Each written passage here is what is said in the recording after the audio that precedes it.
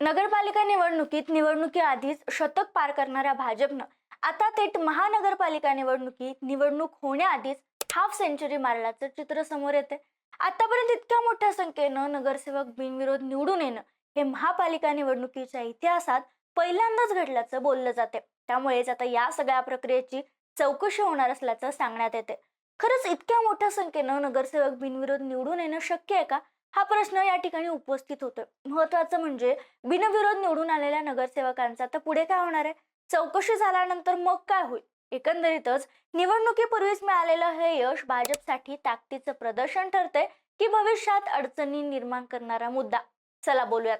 नमस्कार, मी संजना. कट मध्ये आपलं स्वागत. खरं तर 8 ते 9 वर्षानंतर महानगरपालिका आणि नगरपालिका यांच्या मुदती संपल्यानंतर निवडणुका होतात.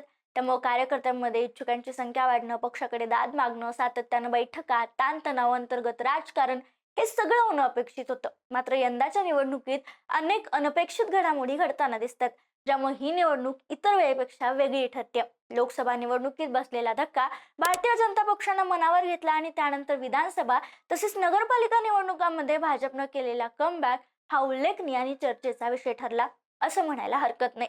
विधानसभा निवडणुकीत भाजपनं 100 पेक्षा जास्त जागांचा टप्पा पार केला आणि पहिल्यांदाच एखाद्या पक्षानं इतका मोठा आकडा गाठल्याचं बोललं गेलं. त्यानंतर बिहारच्या निवडणुकीत ही भाजपला यश मिळालं आणि पक्षाचा आत्मविश्वास अधिकच वाढला. महाराष्ट्रात परत पाहिलं तर नगरपालिका निवडणुका 2 टप्प्यात पार पडल्या. उमेदवारीवरून गोंधळ, अंतर्गत नाराजीही दिसली, तरी सुद्धा बेरजेचं राजकारण करत महत्वाच्या नेत्यांना आपल्या बाजूने वळवत भाजपनं निवडणूक होण्याआधी सुमारे 100 नगरसेवक निवडून आले, ज्यामध्ये 1-2 नगराध्यक्षांचाही समावेश होता. त्यामुळेच या नगरपालिका निवडणुकांकडे महानगरपालिका निवडणुकीची लिटमस टेस्ट म्हणून पाहिलं जात होतं. निवडणुकीचा प्रत्यक्ष निकाल लागण्याआधी 100 नगरसेवक नगरपालिकेचे निवडून आले होते. आता नगरपालिकेचं चित्र काय असेल, निकाल कोणाच्या बाजूने झुकेल, भाजप आपली ही आघाडी कायम ठेवू शकेल का, याकडे सगळ्यांचं लक्ष लागलं होतं. आणि नगरपालिका निवडणुकींचा निकाल जाहीर होता सगळ्यांना धक्का बसला, कारण भारतीय जनता पक्षाचे 100 पेक्षा अधिक नगराध्यक्ष निवडून आल्याने भाजपची ताकद स्पष्टपणे समोर आली. महाविकास आघाडीला फटका बसला आणि या सगळ्या निकालांचा एकत्रित परिणाम असा दिसून आला की महापालिका निवडणुकीच्या पार्श्वभूमीवर भाजपची बार्गेनिंग पॉवर लक्षणीयरित्या वाढली. याच निकालाच्या आधारावर पुढील रणनीती आखताना शिवसेना भाजप अनेक ठिकाणी एकत्र निवडणूक लढवणार असल्याची घोषणा करण्यात आली. ज्या भागात भाजपची स्थिती मजबूत होती तिथं भाजपने एकेरी निवडणूक लढवण्याचा निर्णय घेतला, तर ज्या ठिकाणी गरज भासेल तिथं अनेकांसोबत युतीही केली. काही महापालिकामध्ये शिवसेना भाजप एकत्र आली असली तरी जागा वाटपात शिवसेनेला अपेक्षेपेक्षा कमी जागा देण्यात आल्याचं चित्र स्पष्टपणे दिसून आले आणि यावरूनच महापालिका निवडणुकांमध्ये भाजपनं आपलं वर्चस्व प्रस्थापित करण्याचा निर्धार केल्याचं दिसतंय. सगळ्यात जास्त गोंधळ पाहायला मिळाला तो उमेदवारी अर्ज दाखल करण्याच्या शेवटच्या दिवशी. अनेक ठिकाणी भारतीय जनता पक्षाने निष्ठावंत कार्यकर्त्यांना डावलल्याचं चित्र समोर आलं. अनेक कार्यकर्त्यांनी नोकऱ्या सोडून पक्षासाठी काम केलं, प्रचार केला, मात्र तरीही त्यांना उमेदवारी मिळाली नाही असा आरोप त्यांच्याकडून करण्यात आला. यामुळे असंतोष वाढला आणि नागपुरात अनेक कार्यकर्त्यांनी थेट पक्षाच्या सदस्यत्वाचाही राजीनामा दिल्याच्या घटना घडल्यात. या पार्श्वभूमीवर मोठ्या प्रमाणात बंडखोरी होण्याची शक्यता नाकारता येत नव्हती आणि काही ठिकाणी ती प्रत्यक्षात घडलेलीही दिसून आली.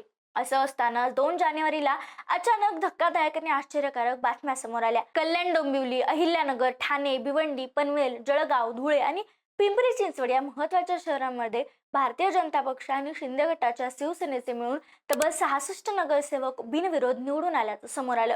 यामध्ये सर्वाधिक 43 नगरसेवक भाजपचे तर 19 नगरसेवक शिंदे गटाच्या शिवसेनेचे बिनविरोध निवडून आले. त्यामुळे निवडणुका न होण्याआधीच मिळालेलं हे यश राजकीय वर्तुळात मोठा चर्चेचा विषय ठरलं. कल्याण, डोंबिवलीमध्ये भारतीय जनता पक्षाचे सर्वाधिक नगरसेवक बिनविरोध निवडून आले असून एकूण 14 नगरसेवक निवडून आले. याचं श्रेय डोंबिवलीचे आमदार आणि प्रदेशाध्यक्ष रवींद्र चव्हाण यांना दिलं जाते. त्याचबरोबर एकनाथ शिंदे गटाच्या शिवसेनेचे 7 नगरसेवक बिनविरोध निवडून आले. ठाणे आणि पनवेलमध्ये अचानक 7 उमेदवारांनी अर्ज माघारी घेतल्यामुळे तिथंही उमेदवार निवडून आले. राष्ट्रवादी अजित पवार गटाचे 2 उमेदवारही बिनविरोध निवडून आल्यानं त्यांच्यासाठी ही दिलासादायक बाब मानली जाते. आता बिनविरोध निवडणूक म्हणजे काय, तर एखाद्या जागेसाठी अनेकांनी अर्ज भरले असताना त्यातील अर्ज भरलेल्यांनी अर्ज मागे घेतला आणि एखाद्याच उमेदवाराचा अर्ज शिल्लक राहिला तर तो उमेदवार बिनविरोध निवडून येतो. त्याच्यासाठी निवडणुका होत नाहीत. हे सहसा तेव्हा घडतं जेव्हा विरोधी उमेदवाराचा अर्ज बाद होतो किंवा विरोधी उमेदवार स्वतः तो अर्ज माघारी घेतो. मात्र यंदा इतक्या मोठ्या प्रमाणावर बिनविरोध निवडणुका घेणं हे अनपेक्षित असल्याचं राजकीय वर्तुळात बोललं जात होतं.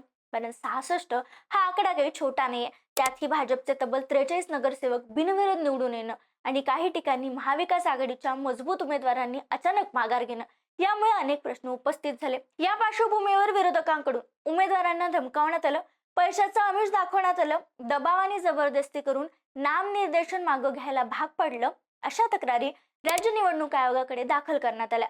या तक्रारींची दखल घेत राज्य निवडणूक आयोगानं सर्व बिनविरोध निवडून आलेल्या नगरसेवकांची चौकशी करण्याचा निर्णय घेतलाय.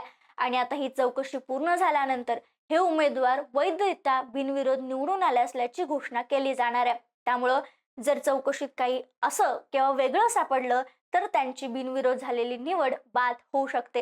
आणि म्हणूनच भाजप आणि इतर पक्षांनी मिळवलेलं हे मोठं यश कायम राहणार की नाही आणि हाफ सेंचुरीचा हा दावा कितपत टिकणार हे निवडणूक आयोगाच्या चौकशीवरच अवलंबून असणार आहे.